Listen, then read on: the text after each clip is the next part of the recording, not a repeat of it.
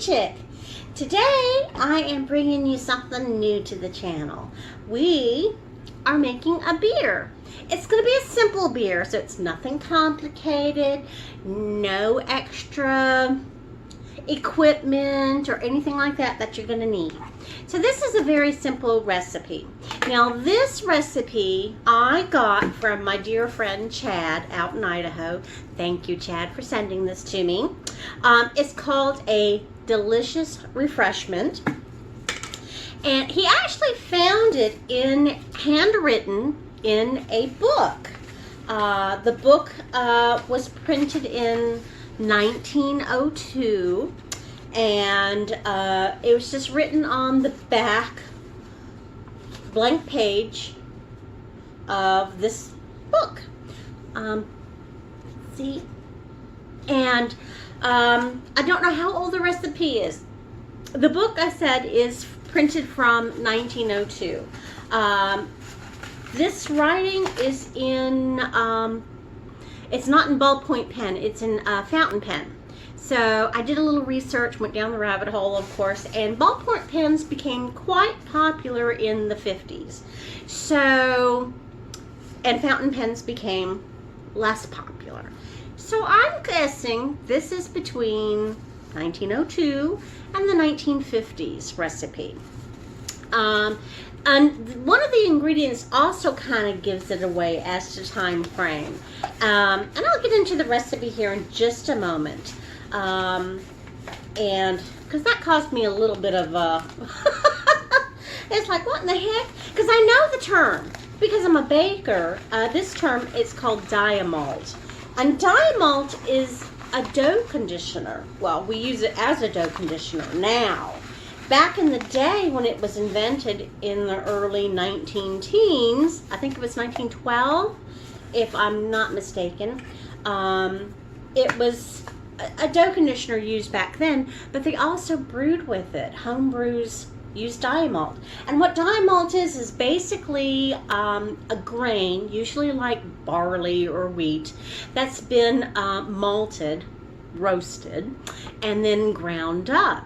And then usually has some other stuff added to it to make it as a dough conditioner, kind of softens the dough.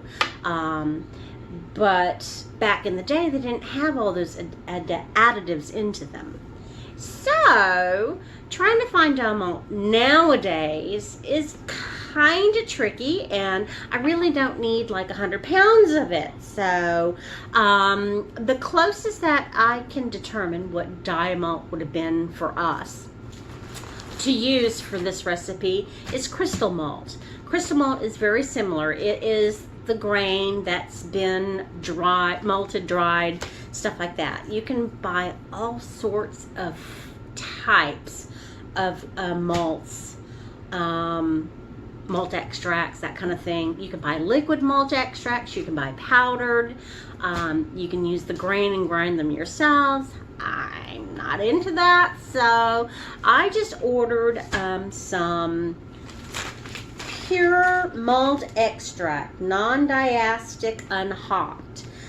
This one is Bavarian Wheat dry extract. It's going to give me a pale type of beer. I figured that's probably what this was going to be. Now the interesting is, my grandmother used to make homemade beers back up in Ontario, Canada. Unfortunately, we can't find that recipe. My brother swears up and down we have it, but we can't find it. I'm sure it's very similar to this kind of recipe. It's very simple. All this recipe has is, besides the diamalt or dry malts, it has hops. I'm using Cascade hops, hop pellets. It's medium floral, citrus, and grapefruit aroma. Typical beer styles is U.S. ales, pale ales, IPAs, or porters. I use this on, what did I use this? Oh, yes, I used this on one of my Viking Bloods or the Shield Maiden tier mead. I can't remember which one. It was dry hopped, and I had ordered way much more than I needed, but I've still got it, stored it in the crisper of my refrigerator, and so I'm going to use it today.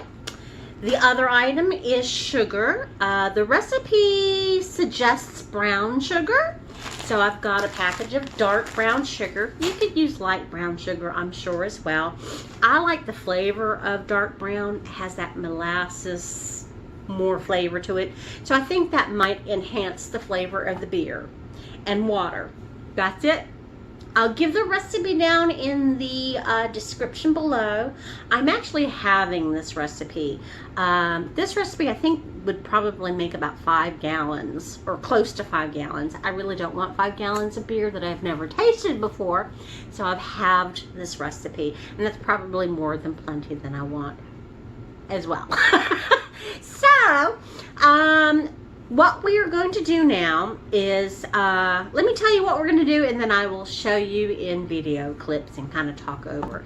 So the recipe calls for, this is the full recipe, 2.5 ounces of hops, 2.5 gallons of water. That's considered part 1. We are going to boil that for 45 minutes and then strain it.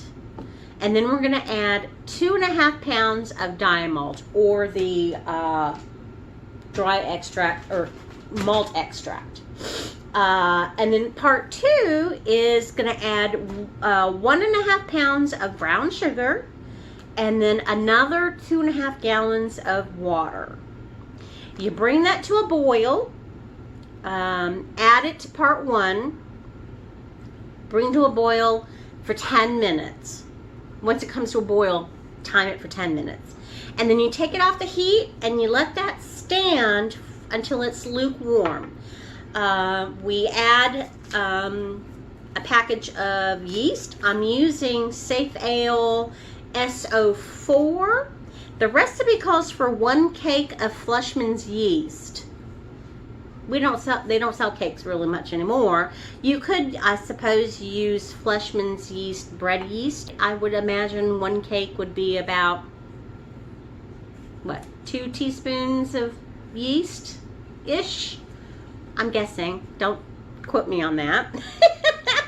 And then what we're going to do is let this stand for 48 hours. So the yeast can do its work. And then after 48 hours, it gets strained through, it says absorbent cotton. I have some cheesecloth kind of stuff, but it's kind of a heavier duty cheesecloth. You could use a tea towel, like an old-fashioned linen tea towel. I would not use I would not use a coffee filter unless you want to be sitting here till doomsday. It will take forever to go through a coffee filter. And then, oh yeah, the last thing, this is kind of weird. I'm not quite sure why they have added this. It says, before bottling, add 1 teaspoon of powdered gelatin dissolved in water. Unflavored, unsugared gelatin, powdered gelatin. I don't really know what the purpose of that is. I suspect it probably helps in clearing it. I don't know, but you bottle it right away. So I really don't know if maybe, I don't know. I really don't know, but we're going to do it. So,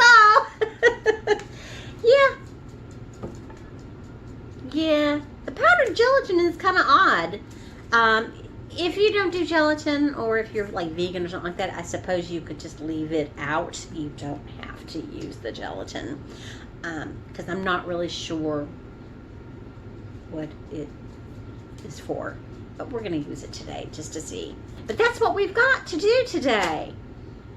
So I'm going to start showing you how we're doing it. I'm going to boil some water. Of course, now I'm having this recipe, so okay. So my numbers are going to be odd from the recipe down below, because I don't want 5 gallons of beer that I've never tasted. So let's get cracking on this, okay? We'll be right back. Okay, so I've got my water boiling, and I've got my Cascade hops. I'm going to put them actually in a bag so it'd be easier to extract. So give me just a second. I'm going to put them in my bag. Okay, so I've got the hops in the bag. I'm going to throw that into the pot. Set my timer for 45 minutes. Alright, so while we're waiting for the hops water to boil, or finish boiling, I've got 1.25 gallons of filtered water in the pot to boil up again. I'm going to add in the brown sugar so that it can dissolve. Here we go. Stir that up. Okay. Like that. That's the brown sugar. Put the lid on and get that to boiling.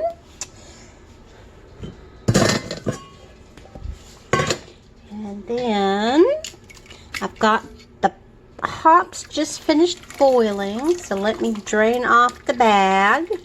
That looks lovely.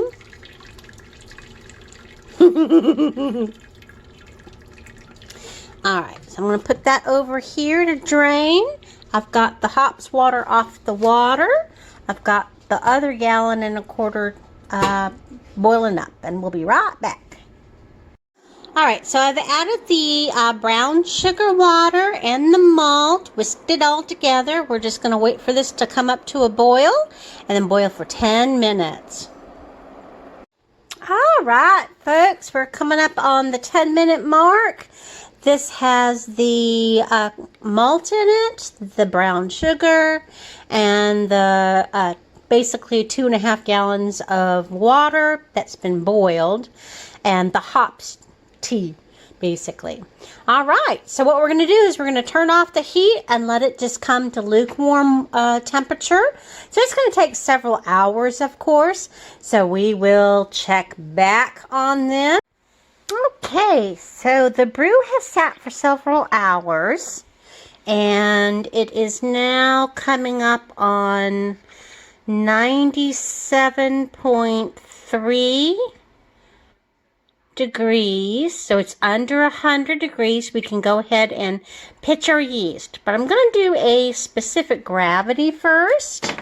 So I've got my graduated cylinder with my hydrometer and my turkey baster. They've all been sanitized in a sanitizer. So let me go ahead and fill up my graduated cylinder, and I'll be right back. Okay, so we are at a 1.050-ish. Now, it is still kind of on the warm side, so I have to calculate the temperature difference, but it won't be that badly, I don't think so. But we're going to go ahead and dump this back in to the pot. There we go. I have Safale So, a half package that I'm going to be sprinkling in onto the ale. And then I'm just going to kind of swish it around to make sure that the yeast gets incorporated. There we go. I'm going to pop the lid on.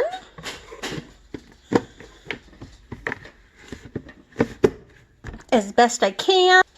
I've got a bubbler that I have to fill up with some standing water, and we're going to put it on here. And then this is going to sit for 48 hours. And then we will come back. Alright, so we're back with the beer. It's actually been a week since we brewed this. The recipe says 48 hours and then filter bottle, yada yada yada. Well, this was still bubbling up the wazoo after 48 hours. So I made the executive decision to wait longer. So it's been 7 days. It's been actually a whole week since we brewed this. It's still gurgling just a little bit. So I think we're okay to go ahead and filter and bottle. I'm also going to prime the beer. Basically what that is giving this a little bit of sugar, just a little bit, so that any yeast that's still in the solution will produce carbon dioxide and will carbonate the beer. Nobody likes a flat beer, do they? Well, okay. Most everyone does not like a flat beer. So hopefully this will work. Now, most of the beer brewing sites that I looked at regarding priming suggests 0.54 ounces per gallon of wort. And I have probably, well, I have all the stuff in here. I'm under 2 gallons. So I'm hedging that I probably got about 1.5 gallons of wort once we filter everything out. I have a bucket here that I have like every quart measurement, so that should give me a better idea of how much wort we've got. But I'm thinking it's going to be about 1.5 gallons. I also prepped ahead the priming sugar. I measured out 0.7 ounces. So it's shy of what they suggest for every gallon, just in case. I'd rather have it a little flat than bottle bombs. Okay? I also added a 1/2 teaspoon of unflavored gelatin in this cup with a 1/2 cup of boiling hot water to dissolve the sugar and the gelatin all at one time. So that's the combination there. It's just a 1/2 cup of boiling hot water, 1/2 teaspoon of the unflavored gelatin, which in the States we can get them in packages like this. Elsewhere, I don't know how they come, but it's just a 1/2 teaspoon. I didn't measure gram wise or anything, but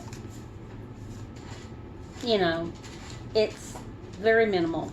I mean, it's still loosey-goosey in here, you know. It's not set. It's a little, like, almost like syrup. Not quite like syrup, but it's runny. So it doesn't thicken up. I mean, I really don't know what the gelatin is for. I'm thinking it might help with clarification on the, you know, in the bottle, but I don't really know. I mean, it's minuscule, so I have no idea, but the recipe called for it, so that's what we're going to put in. So let's go ahead and get this. I'm going to filter this first, and then we're going to do a specific gravity. I got to be very careful because this is a low alcohol beer, and I don't want to introduce too much oxygen in this. Oxygen in your beer can make it flat tasting, even with the carbonation. So we want to be careful. We don't want to splash and, you know, make a huge mess. I'm also going to put this in first. That way, once it helps distribute the gelatin and sugar water, so that I don't have to do a big vigorous stir on this. I want to be as gentle as possible. So I'm just going to go ahead and toss this into my bucket.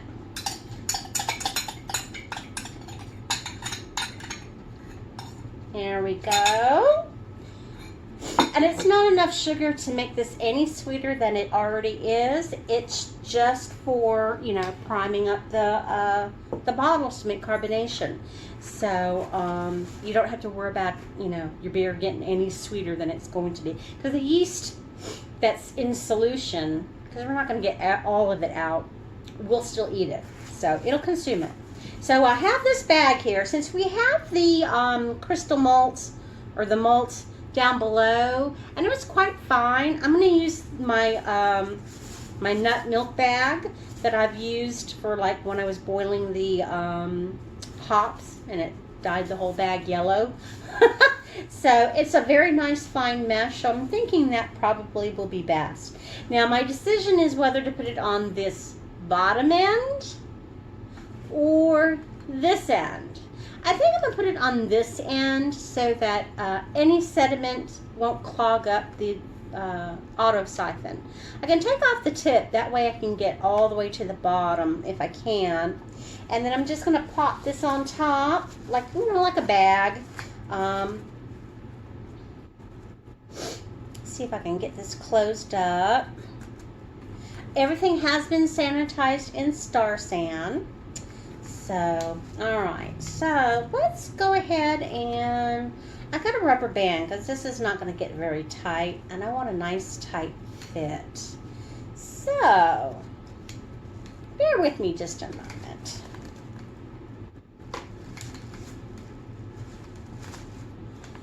One more. We'll do it.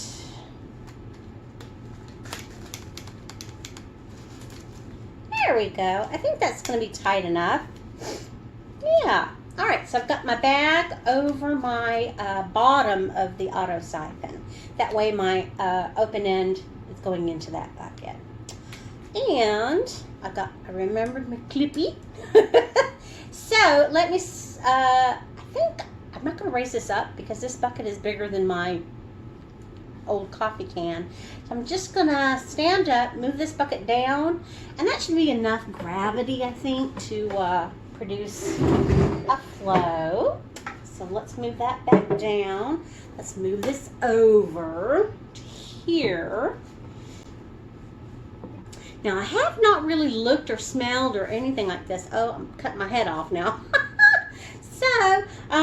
So I don't know really. I mean, I smelled it once just to make sure that it was going after 24 hours. And these buckets don't seal very well unless you really kind of force it down. So I don't think I had a really great seal at the first 24 hours. So I did open it up to look at it and make sure it was going. And it was. So and I sealed it, and then of course it sealed nicely. And I haven't opened it since. So let's open this puppy up. Whoop.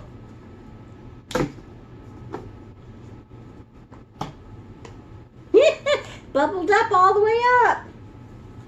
Okay. It smells like beer, and it's got a nice, almost like a brown beer color. I think it's from the brown sugar that we used.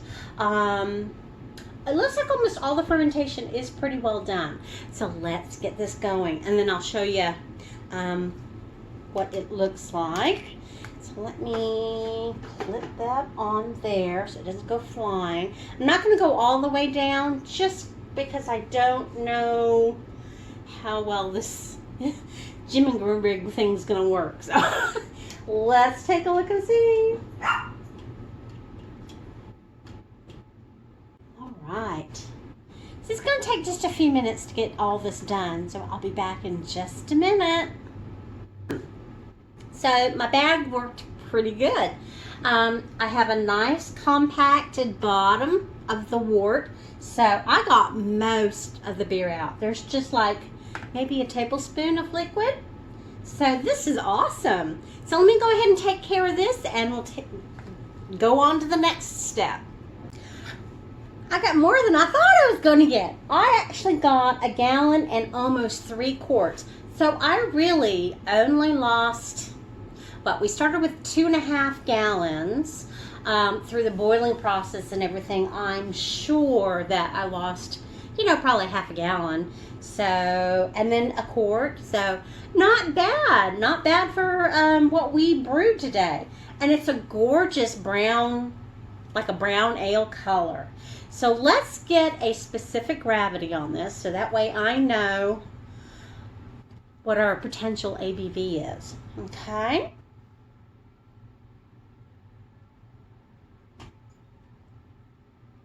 Now, if you remember, most beers don't have a very high ABV anyway. So I'm not expecting it to be, a high volume beer. So, there we go. Starting to float now.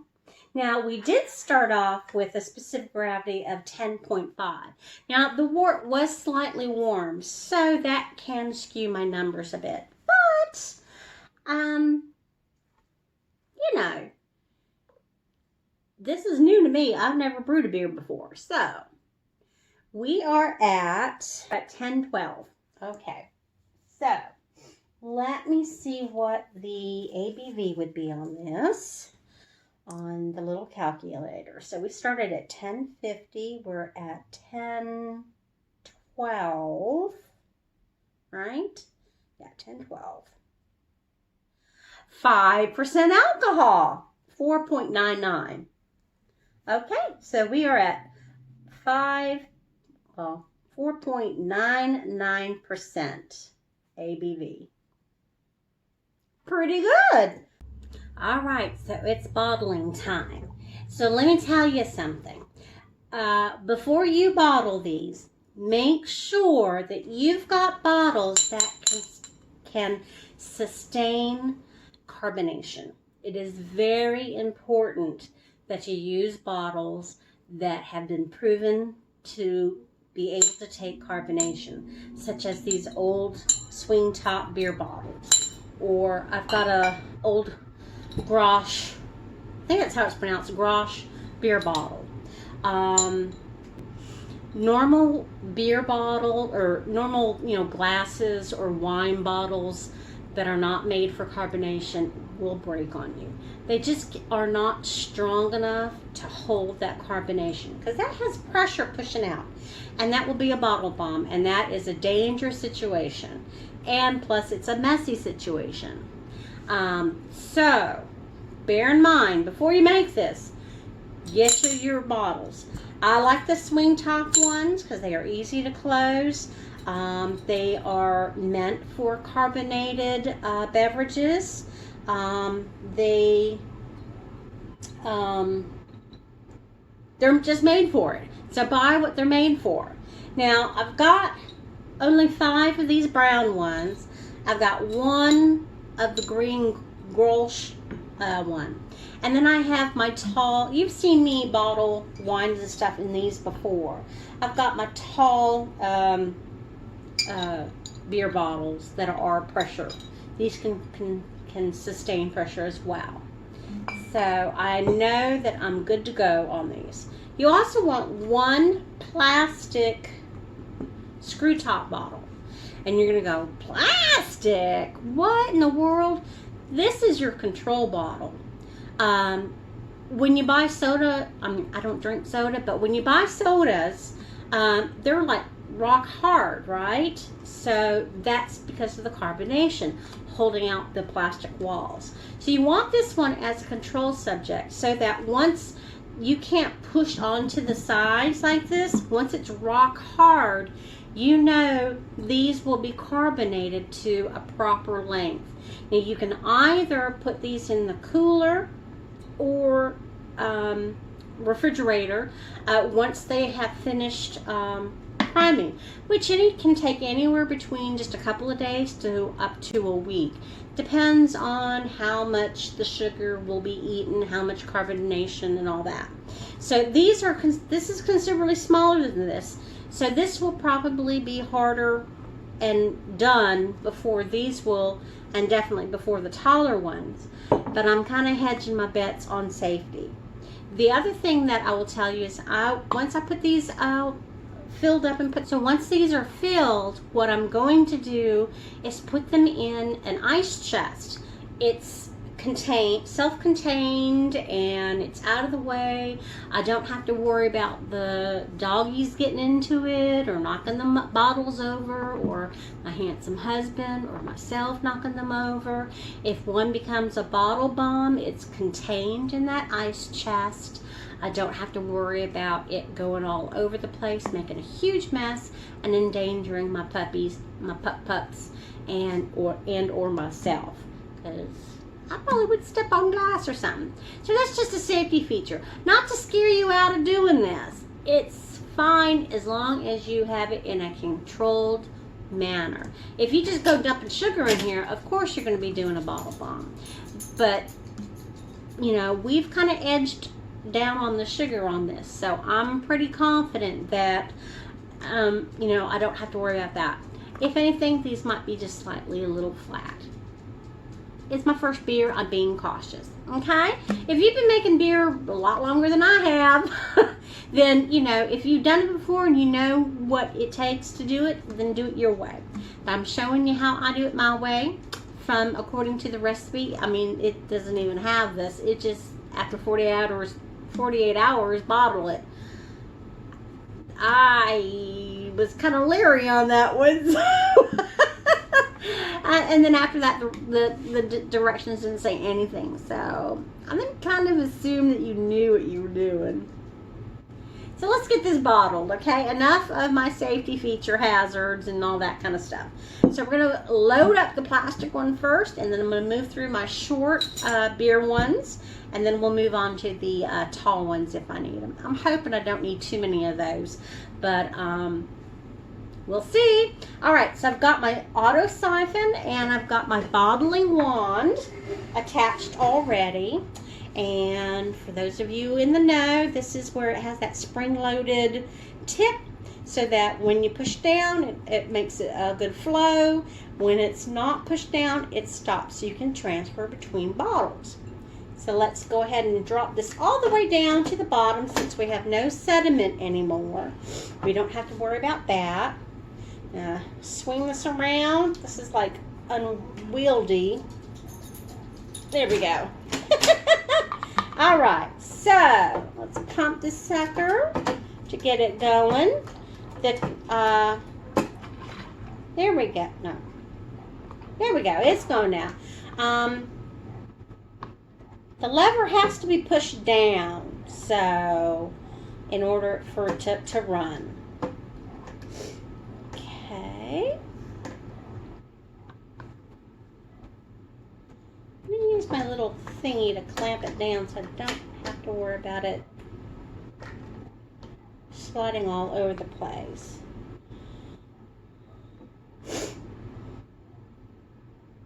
All right, we'll be back in just a little bit. I'm just going to fill this up and then move on to the next one. And of course, yes, these have all been sanitized in my sanitizer.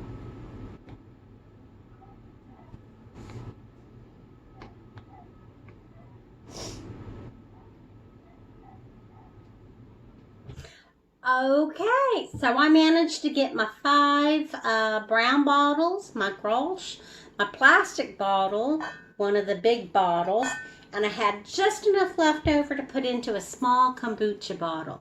Now I know this is going to be carbonated safe as well, because kombucha is carbonated, so it probably carbonates just like this plastic bottle.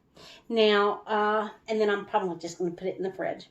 Now, as you can tell, you can still squeeze this beer in the bottle. So I'm going to put these into my ice chest, like, you know, cooler, ice cooler, that kind of thing, and check that every day. Squeeze the plastic one until it's really, really rock hard. And that can take anywhere from just a couple of days to 4, 5, 6 days, just depending on the carbonation. And then once that is completely rock hard where it can't go any further more, I may wait one more day on these bigger bottles and then put them in my refrigerator just to be on the safe side. And then we will have a taste test back once they are nice and cool and carbonated. So until then, I'll see you in a bit. So it's been about 3 weeks since we bottled the Delicious Refreshment. And it took a while for it to actually ferment, or, you know, carbonate the bottles.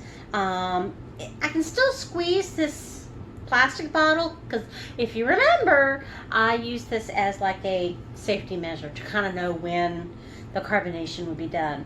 And I can still squeeze it a little bit, but it's pretty hard. So I know there was some carbonation. It's probably not completely carbonated, but that's okay. It's my first beer, you know. So it's been about 3 weeks, like I said. First thing first, I do have some settlement on the bottom, some kind of thick. So I think it's from the gelatin. The gelatin is a clarifier. I did find that out. So I probably should have put the gelatin in, waited another 24 hours or so, and then prime and bottle. But once again, my first beer, you know, I was following the directions. That's what they told me to do. So, it's been in the refrigerator chilling. I don't drink beer at room temperature. I would be drinking this in, being cold, so I refrigerated it and made it cold. So let's check it out. I'm excited to see. I'm not a huge beer drinker, but when I do, I enjoy my glass or so.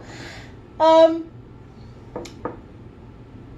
let's go ahead and get this. Okay.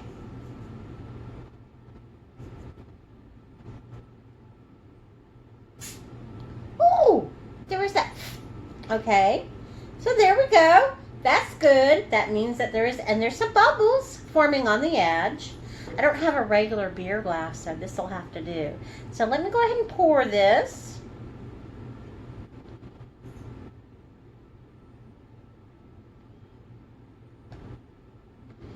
Carbonated for sure. Not a huge head of foam or anything. I'm sure if I was pouring from a distance, I probably would get a little bit more, but that's okay. The head doesn't mean much to me anyway. It is a beautiful amber color. It cleared out very nicely. You can see right through it.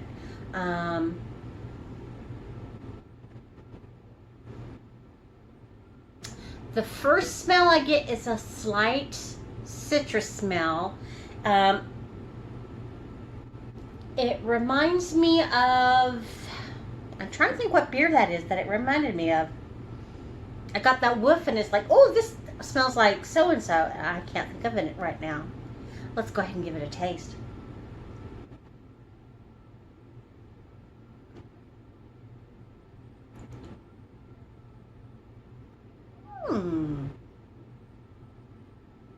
It's a little hoppier than I like, but it's not over the top hoppiness. Let me have another sip. That first one kind of, coats the mouth and, get you kind of like, oh yeah, okay, we're going to be drinking a beer. So let's have another sip.